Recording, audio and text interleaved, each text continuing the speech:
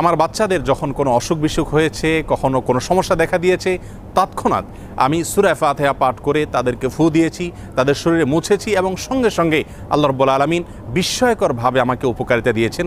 আর এরকম ঘটনা আমার জীবনে 2-4 বার নয়, বরং অগণিতবার ঘটেছে। এজন্য সূরা ফাতিহা এটিকে যদি কেউ যথাযথভাবে আমল করতে পারেন, সে আস্থা এবং বিশ্বাস আল্লাহ তাআলার প্রতি থাকে, তাহলে সেক্ষেত্রে অবশ্যই এর মাধ্যমে যে কোনো দুরারোগ্য ব্যাধি থেকে পর্যন্ত আমরা আরোগ্য লাভের মাধ্যম হিসাবে এটিকে ব্যবহার করতে পারি।